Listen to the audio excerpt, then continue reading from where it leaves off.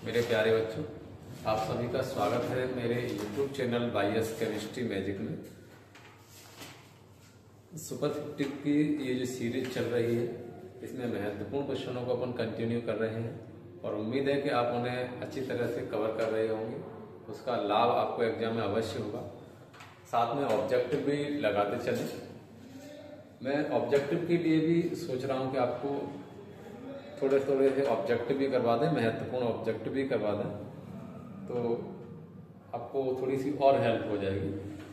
ठीक है बेटा, आप इनको अपने मित्रों को बता सकते हैं जो बेहद कमज़ोर हैं, और जो जिन बच्चों ने पढ़ाई नहीं की है उनको आप बता दीजिए, क्योंकि वो बच्चे इस सुपर 50 की सीरीज को ज्वाइन कर लेंगे तो आसानी से वो पास हो जाएंगे, कोई दिक्कत नहीं आएगी उनको। चलो, ये बहुत महत्वपूर्ण क्वेश्चन है। विलयन की वाष्पदाब से संबंधित राउल्ट का नियम। राउल्ट का नियम, ये क्वेश्चन बहुत ही महत्वपूर्ण है। हालांकि ये क्वेश्चन काफी लेंथी है, लेकिन आपको ये 3 नंबर में पूछा जाता है। अगर इस 4 नंबर में पूछा जाए तो आप इसमें ज्यादा लेंथी न करें। जितने वर्ड पूछे जाएं तो आप उतने वर्ड अगर इसमें दे देते हैं। जैसे मान के चलिए इसमें काफी लेंथी क्वेश्चन है, तो इसमें आप एक क्वेश्चन नंबर 5 तक भी अगर आप दे देंगे तो आपको इसमें से ऑब्जेक्टिव ओटी भी मिल जाती है, और इसके जो नंबरिंग है वो आपको एग्जाम में जितने नंबरों में पूछेगा, 3 नंबर में या 4 नंबर, तो वो आपको नंबर में मिल जाएंगे। तो मैं इसको बहुत ज्यादा लेंथी नहीं कराऊंगा, जितने की आवश्यकता है उतना ही कराऊंगा। तो देखो बेटा, तो आंसर में हम हेडिंग बनाएंगे राउल्ट का नियम, ये हेडिंग बनाएंगे।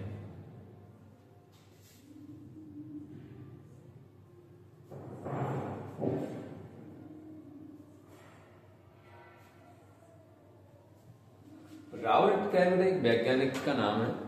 तो राउल्ट नामक वैज्ञानिक ने विलयन के वाष्पदाब से संबंधित एक नियम दिया था, और उसी नियम को हम राउल्ट का नियम कहते हैं। इन्होंने कुछ कंडीशन बताई थी, उस कंडीशन को भी समझेंगे। तो हम इसमें कुछ नहीं लिखना है, सिंपल सी बात है। क्या लिखना है कि विलयन की वाष्पदाब से संबंधित राउल्ट नामक वैज्ञानिक ने एक नियम का प्रतिपादन किया था, जिसे हम राउल्ट का नियम कहते हैं। ये लाइन हमको यहीं से मिल जाएगी, तो लिखेंगे हम यहाँ पर विलयन के वाष्पदाब से संबंधित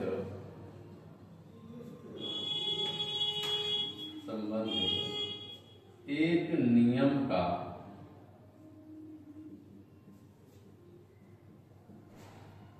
प्रतिपादन, विलयन के वाष्पदाब से संबंधित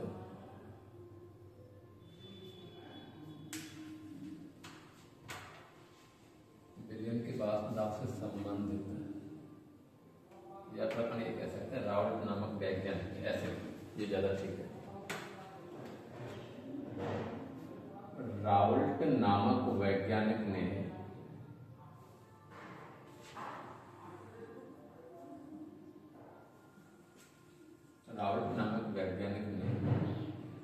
विलयन के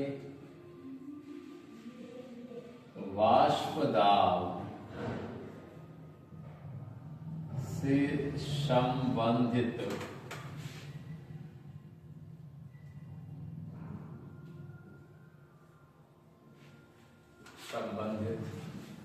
एक नियम का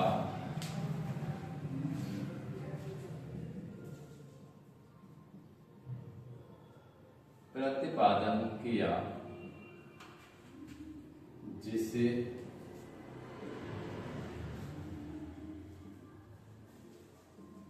राउल्ट का नियम कहते हैं।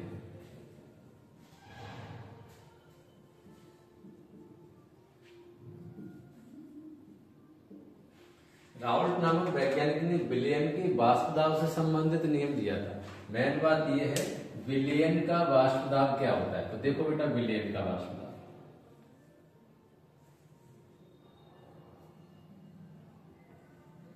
तो यानी कि राउल्ट नामक वैज्ञानिक ने क्या किया था कि स्थिर टेम्परेचर पर, यानी कांस्टेंट टेम्परेचर पर, यानी कि तापमान इन्होंने स्थिर रखा था। अगर हम यहाँ पर हीट कर रहे हैं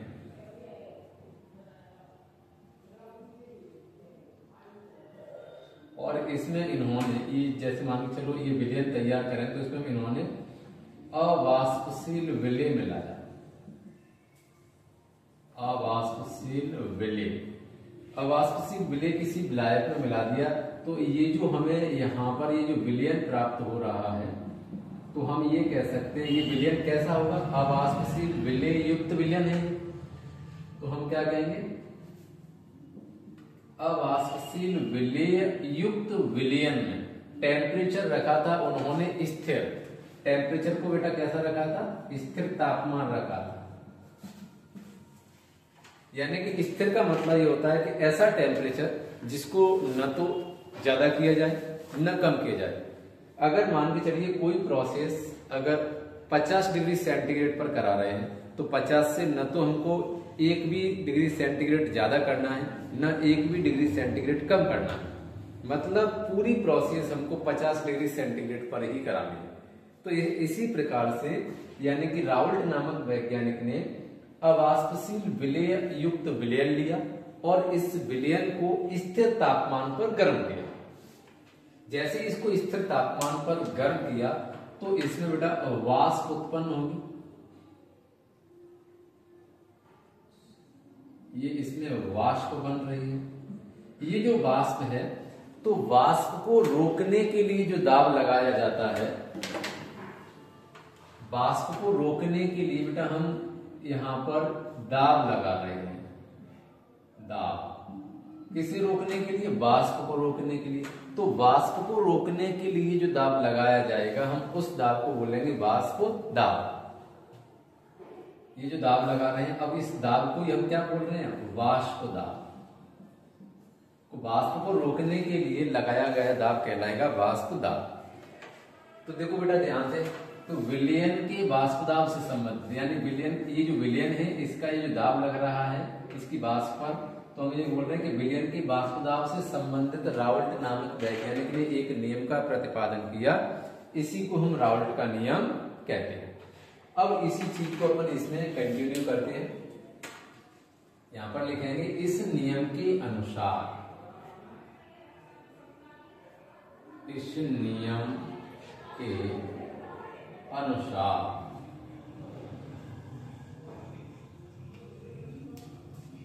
देखो स्थिर ताप पर अवाष्पशील विलय युक्त विलयन में, तो यहां पर लिखेंगे स्थिर, ये कंडीशन है बेटा, ये कंडीशन बतानी पड़ेगी। स्थिर ताप पर अवाष्पशील विलय युक्त विलयन, मैं इसको रफ कर रहा हूं,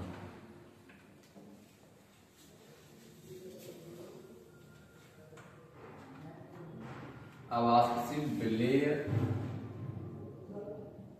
स्थिर ताप पर अवाष्पशील विलय युक्त विलयन, इसको थोड़ा सा नीचे बता दो।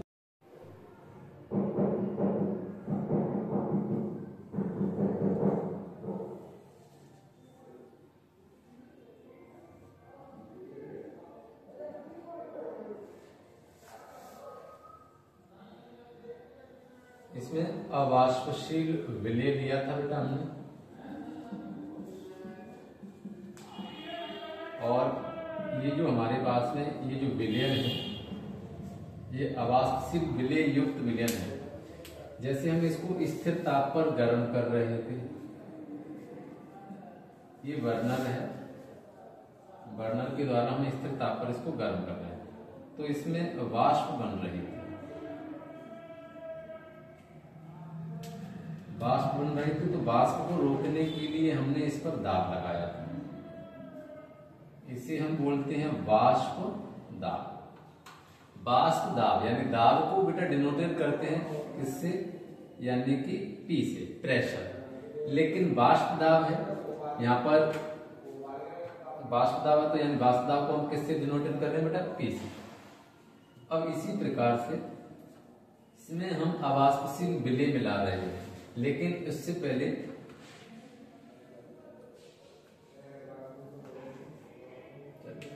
यदि शुद्ध विलायक हो, यदि कैसा हो ये, यानी इसमें विलायक है, पहले ये विलायक होगा, ये अवाष्पशील विलय युक्त विलयन है, यहाँ पर ये जो वाष्प बन रही है इसमें क्या उड़ रहा है, यानी पानी, पानी पानी ही तो हमारा वाष्प बन के उड़ेगा, तो ये क्या कहलाएगा, विलायक।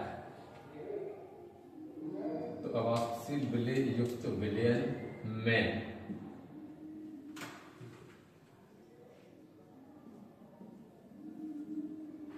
विलायक का वाष्प दाब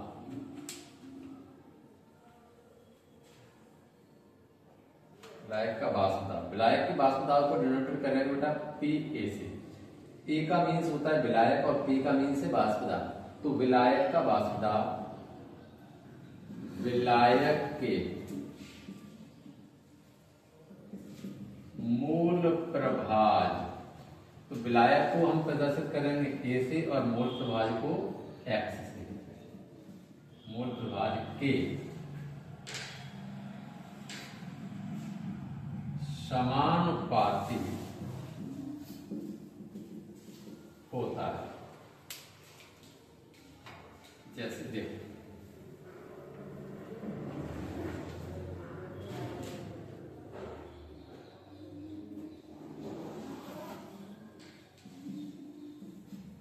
हम इसमें हमने ले लिया है विलायक, लेकिन ये शुद्ध नहीं है, ये थोड़ा सा इसमें अशुद्धि है।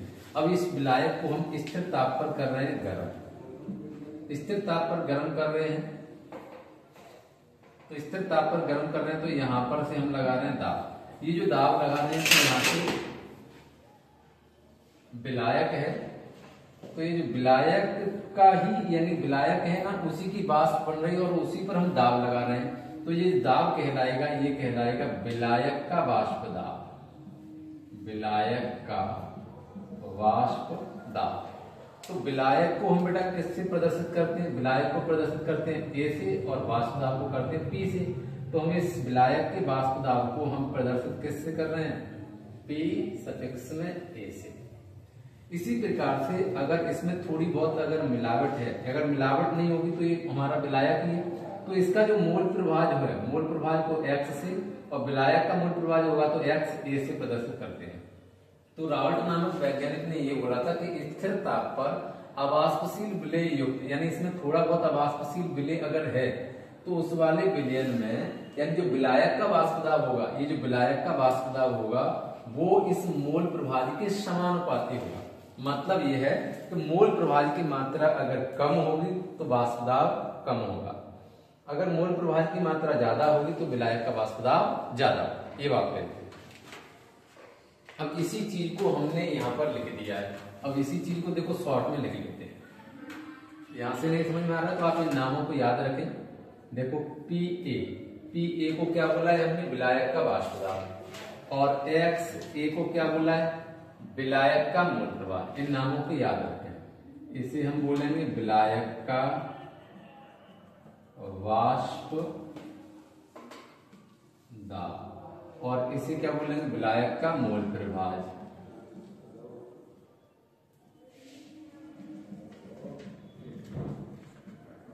तो यहां से स्पष्ट हो रहा है देखो, यानी स्थिर ताप पर विलायक का वाष्प दाब यानी कि पी ए, विलायक के मूल प्रभाज यानी कि ये रहा विलायक की मूल प्रभाज ये कैसा है, समानुपाती। यही बात तो लिखी है कि स्थिर ताप पर अवाष्पशील विलय युक्त विलयन में विलायक का वाष्प दाब यानी पी ए, विलायक के मूल प्रभाज यानी एक्स ए के कैसा है, समानुपाती। तो ये लिख दिया समानुपाती का निशान। तो हम अर्थात करके इस फॉर्मूले को लिख दें, क्योंकि ये जो लिखा हुआ है इसी को हम यहाँ पे नोट कर रहे हैं। अर्थात तो ये फॉर्मूला तैयार हो गया, पी ए समानुपाती एक्स ए। जैसे ही बेटा आप समानुपाती के निशान को हटाओगे तो यहाँ पर निशान आ जाएगा के। ये क्या है, हमारा एक स्थिरांक है, तो यहाँ पर हमने लिख दिया एक्स ए, यानी पी ए इक्वल टू के इंटू एक्स ए। इसको हमने दे दिया समीकरण नंबर फर्स्ट। अब यहाँ पर एक कंडीशन है कि यदि वाष्प यानी यदि विलायक है ना वो हमारे पास में बिल्कुल ही शुद्ध हो,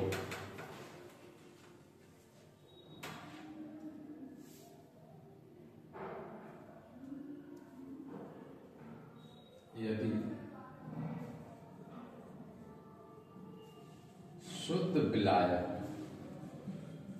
है तब, यदि मान के चलो हमने जो विलायक लिया था यहाँ पर बिल्कुल प्योर हो, इधर से जो वाष्प दाब लग रहा था वो PA लग रहा था, अगर ये बिल्कुल शुद्ध होगा तो शुद्ध के लिए हम इसमें क्या करेंगे, PA है ना, इसको हम यहाँ पर P0 लगना, यानी इसमें इस जीरो का मीन्स ये है कि इसमें मिलावट बिल्कुल भी नहीं है। तो इस कंडीशन में जो विलायक का वाष्प दाब होगा यानी PA बराबर क्या होगा, P0A हो जाएगा। अब इसी प्रकार से इसका जो मोल प्रवाह है XA, तो इसका मान कितना होगा, देखो एक आपने फॉर्मूला पढ़ा होगा मोल प्रवाह का।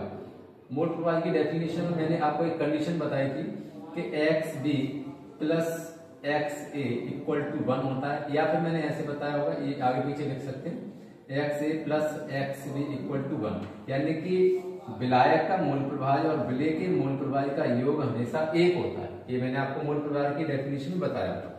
तो उस कंडीशन में अगर इसमें विलेय है ही नहीं, तो विलेय का मोल प्रवाह है ही नहीं, तो इसकी मात्रा आप कुछ भी नहीं रखिए, 0 मान लीजिए।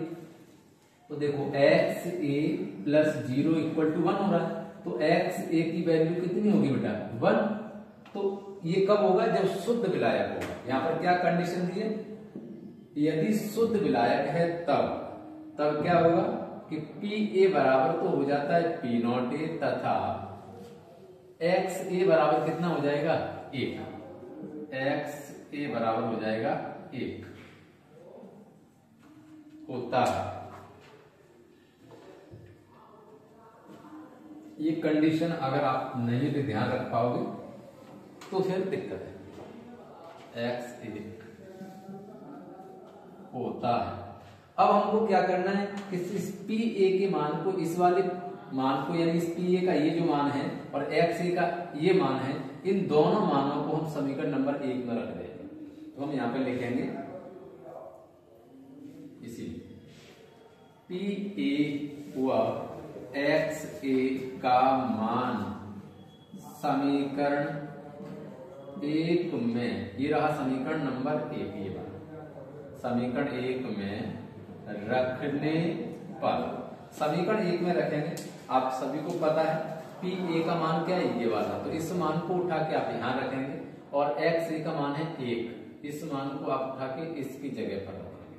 तो रख दीजिए, देखो PA बराबर K इंटू XA, अभी ये है, मैंने क्या कहा, इसकी जगह पर, यानी कि PA की जगह पर, यानी इसकी जगह पर क्या लगना है, P0A, तो हमने ये हटा दिया और इसकी जगह पर लिख दिया P0A, K अपनी जगह पर,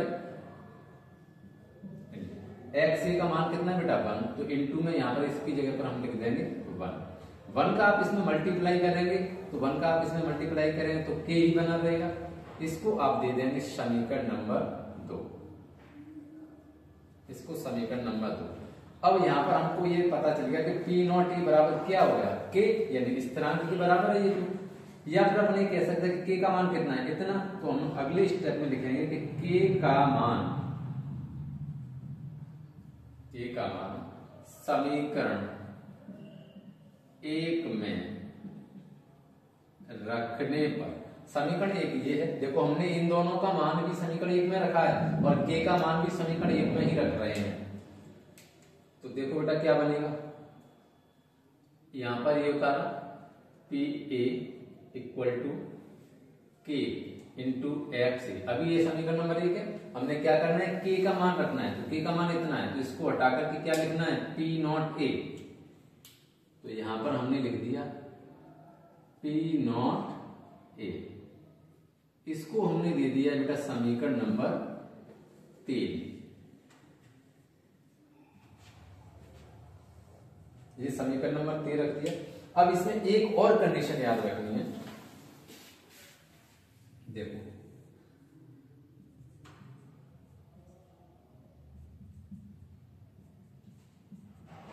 हमने क्या बोला था कि इसमें ये जो वाष्प दाब लग रहा है ऊपर से, ये वाष्प दाब लग रहा है, ये शुद्ध अगर नहीं हो, कैसा हो, शुद्ध अगर नहीं हो, अगर ये शुद्ध नहीं होगा तो उस कंडीशन में, तो इसमें थोड़ी बहुत अगर मिलावट होगी तो फिर ये क्या होगा, यानी कि विलायक में अगर थोड़ी बहुत भी विलेय है तो फिर वो विलेन होगा। तो उस कंडीशन में हम कह सकते हैं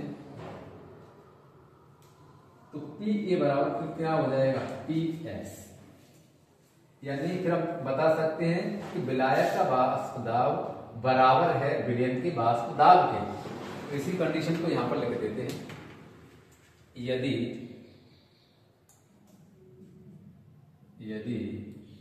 विलायक का वाष्प दाब बराबर है किसके, विलयन के वाष्प दाब के।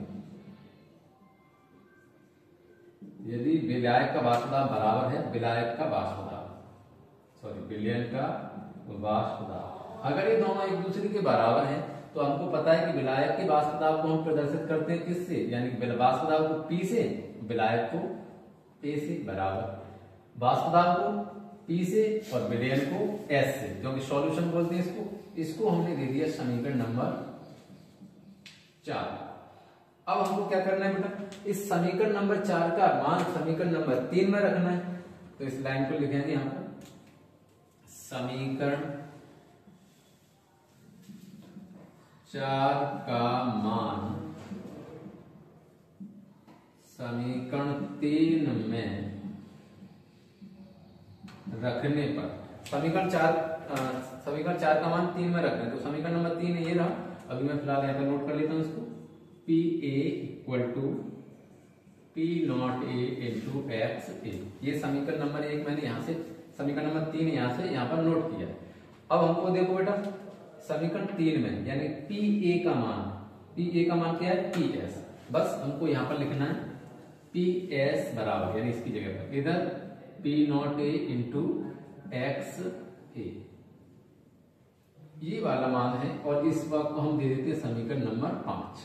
आप यहां तक एग्जाम में लिख के आ जाएंगे 3 नंबर में, और 4 नंबर में अगर आप आएगा तो आप इतना भी लिख के आओगे तो आपको कोई दिक्कत वाली बात नहीं। वैसे संभावना है कि ये क्वेश्चन 3 नंबर में आता है, अगर 4 नंबर में भी आए तो आप यहाँ तक नोट कर लें। हालांकि ऐसा नहीं कि क्वेश्चन और आगे नहीं है यहाँ से आगे, जब ये क्वेश्चन 5 नंबर में पूछा जाता था तब इससे आगे इतना ही और कराना होता है, तब उसमें विलेय के आणविक द्रव्यमान का भी सूत्र इसमें निकालते हैं, तो वो नहीं करना है आपको। सिर्फ आप यहाँ तक भी अगर एग्जाम में लिख के आओगे तो आपको इसमें पूरे नंबर मिलेंगे। अब 1 नंबर की इसमें से ऑब्जेक्टिव ओटी मिलती है, वो ये वाला क्वेश्चन, ये वाला जो डायरेक्ट फॉर्मूला है ये आप यानी ऑब्जेक्टिव ओटी में पूछा जाता है कि राउल्ट का नियम है, आपको ये फॉर्मूला उसमें लिखना होता है, 1 वर्ड में दे सकता है, एक शब्द में। ठीक है बेटा, उम्मीद है कि आपको समझ में आया होगा। आप इसको एक बार बनाने की कोशिश करें, इसको 1 बार 2 बार रफ कॉपी में भी करें। Thank you for watching.